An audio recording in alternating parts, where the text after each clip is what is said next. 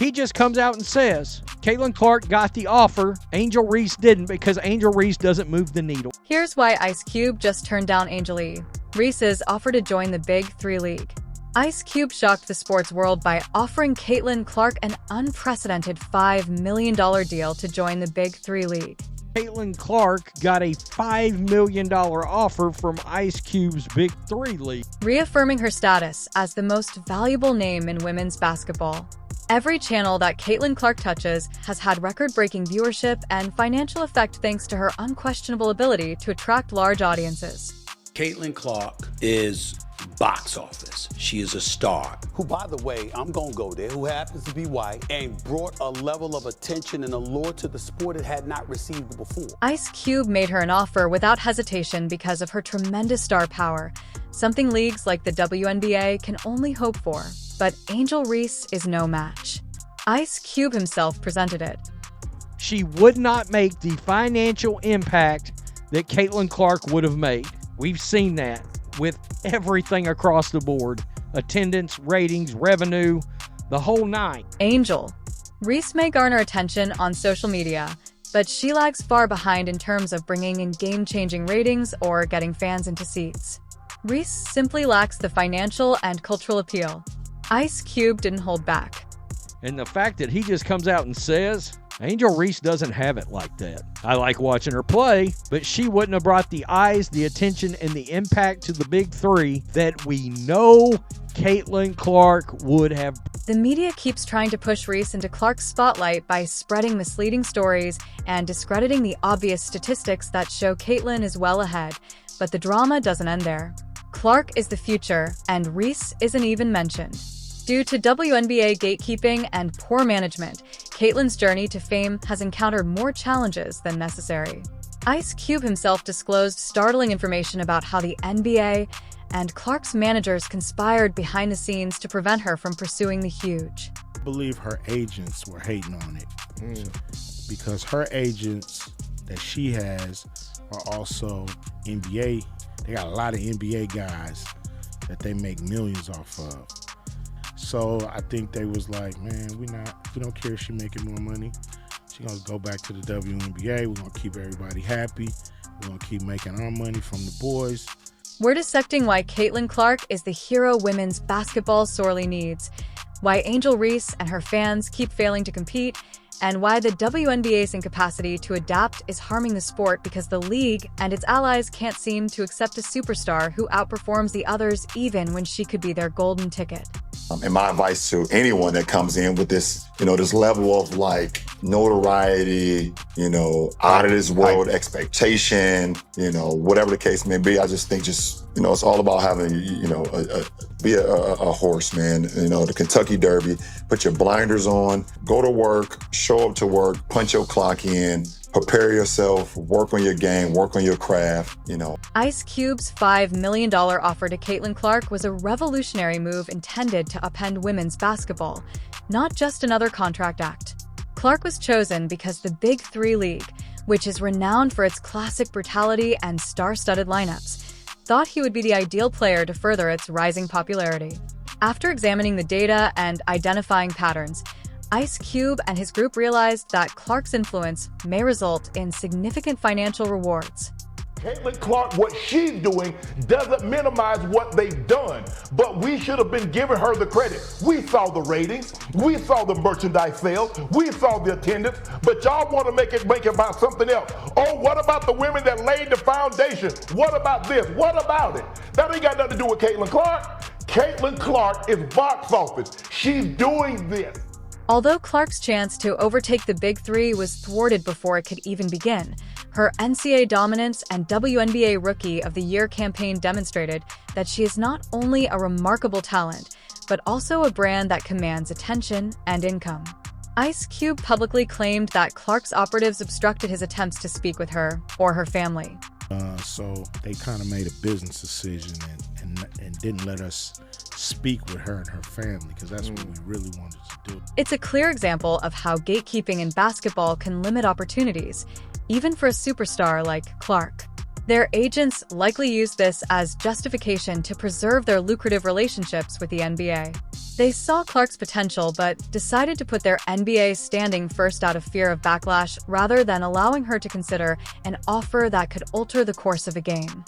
Their agents was probably like, yo, are we gonna make the NBA mad? Let her play in the Big 3 for, a little commission and possibly alienate all these, these $1 million deals we got going and all these commissions we get with the guys. Ice Cube was candid in his explanation of how the NBA might have affected this choice. He implied that the NBA, which has historically attempted to impede the growth of the Big 3, probably put pressure on Clark's agents to steer her away. This isn't just about one player or one league. It's about power dynamics in basketball. Because of the NBA's dominance, even a league like the Big 3 faces challenges when attempting to innovate. Sadly, Clark fell victim to this behind-the-scenes manipulation, and Ice Cube's annoyance was clear when he called out the petty behavior, highlighting how Clark's involvement may have transformed women's basketball globally. The $5 million offer alone says a lot about Clark's worth in relation to her contemporaries. A WNBA lottery selection pick's base pay is less than $80,000, and after years of playing in the league, their peak earning potential is just about $100,000. Despite this striking disparity, Clark's team refused to consider her offer, which is a frustrating illustration of how outmoded procedures and internal politics can overshadow talent and potential. Ice Cube's offer was 50 times that amount, which is evidence of how much faith he had in Clark's ability to elevate his league. You take that same player and now you put her as the first professional female basketball player to play men's league at the highest level. Now it's an explosion of interest from people who can see if they can do it. So, in addition to giving Caitlin a paycheck deck, Ice Cube was giving her the opportunity to redefine what it meant to be a women's basketball superstar. By preventing this deal, her agents not only cost her money, but also possibly deprived the sport of a momentous occasion. In contrast to Ice Cube's traditional formats, the BIG3 League has carved out a distinct niche for itself in the basketball world by providing a blend of nostalgia, physicality, and entertainment. It brings together former NBA legends and up-and-coming stars to compete in 3-on-3 games that prioritize crowd-pleasing and old-school toughness excitement, as opposed to the NBA's highly marketed and occasionally predictable format. Fans who are looking for something new are drawn to the Big3's raw intensity on the court. For years, the league has attracted larger viewership than the WNBA, with some games drawing as many as 700,000 to 800,000 viewers. In contrast, WNBA games frequently struggle to draw even half of those numbers. What's most impressive is that the Big 3 have managed to outperform the WNBA in important areas like ratings and audience engagement. Ice Cube has created a genuinely unique alternative basketball product that appeals to fans by providing something that the major leagues frequently fall short of: unadulterated competition. What Clark has done is grown the WNBA exponentially. She did in 5 weeks what would have taken 5 years. And as it pertains to draft viewership, she did in 5 days what would have taken 5 years. The inclusion of Caitlin Clark in this league might have been the decisive factor in raising the Big 3 to even higher levels. Isaac was not only placing a $5 million wager, rather, he was making a strategic investment in a player who had already demonstrated her ability to draw crowds and inspire during her run for the NCAA championship. By combining her record-breaking abilities with the league's distinct appeal for the Big 3, Clark alone garnered 25 million viewers, something the WNBA as a whole finds difficult to do. Her captivating presence, in addition to the Big 3's format, would have produced the ideal storm of excitement. Clark was a crucial player, not simply another guy. Ice Cube has been transparent about his goals for the league, which include establishing clubs in places like Toronto and London to reach a worldwide audience, in order to increase the league's impact both domestically and abroad. Such expansion might have been fueled by Clark's star power. She is a benefit to the Big 3 as well as to basketball as a whole because of her capacity to draw spectators that goes beyond conventional limits. Caitlin Clark just came in to play basketball. All of a sudden, the black women of the WNBA decided to knock her on her ass from behind. All of a sudden, the black women, Angel Reese and her teammates, decided to cheer for them. All of a sudden, other black women decided, like Asia Wilson, to be idiots when talking about her, jealous when they're talking about her. Caitlin Clark and her fans didn't start any. The possible influence extends beyond ratings and growth. By ignoring Angel Reese and concentrating on Caitlin Clark, the BIG3's collaboration with her may have been a turning point for women's basketball, demonstrating that female players can demand the same level of recognition and financial possibilities as their male counterparts. Ice Cube made it apparent what this league stands for: talent outcomes and the capacity to attract genuine attention. Recognizing who actually makes a difference is more important than playing favorites, and Caitlin Clark is that person. Regretfully, the lost chance highlights the difficult task. The BIG3 still have to cope with. Despite its popularity, the league has frequently been written off by the NBA and other basketball organizations. Clark's case serves as a reminder of the difficulties of being an innovator in a field where established power structures still hold sway, as well as Ice Cube's vision and the BIG3's rising prominence. Caitlin Clark was ready to spearhead the movement to introduce something fresh in basketball, and she is still redefining what it means to be a women's basketball superstar. Despite Clark's ability to attract millions of viewers and increase the popularity of women's sports, the WNBA has struggled to keep up with her rapid rise and has failed to fully embrace her as the league's marquee player.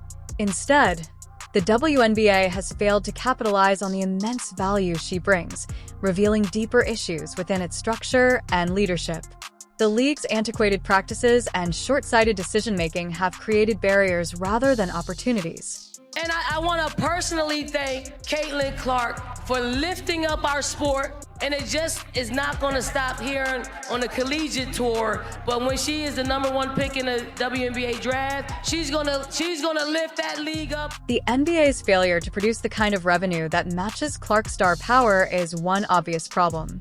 Ice Cube's $5 million offer to Clark highlighted the enormous disparity between her value and what the WNBA is willing or able to offer.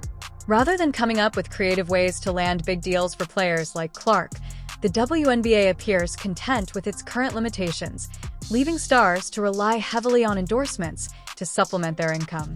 The league's salary structure is a testament to this issue, with even the top draft picks making barely $80,000 annually. Their earnings, the NBA's inability to set itself apart by marketing its top names as standalone brands, is what exacerbates this even further. The league had the ideal opportunity to use Caitlin Clark as the face of women's basketball thanks to her record-breaking NCAA performances and her Rookie of the Year campaign, but instead of highlighting Clark's accomplishments, the league has opted to promote parody narratives that frequently give less significant players like A.A. Wilson and Angel Reese equal attention. This misguided strategy lessens Clark's impact by failing to recognize that not all players contribute equally to the table.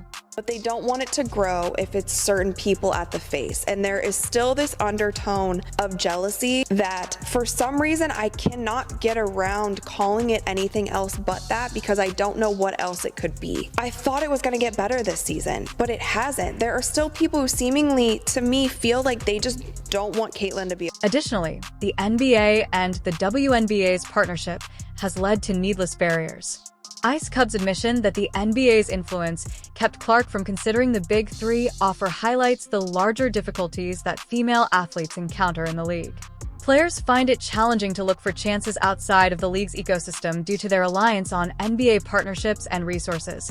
This dependence inhibits innovation and Dieter's risk-taking, so preventing players like Clark from reaching their full potential.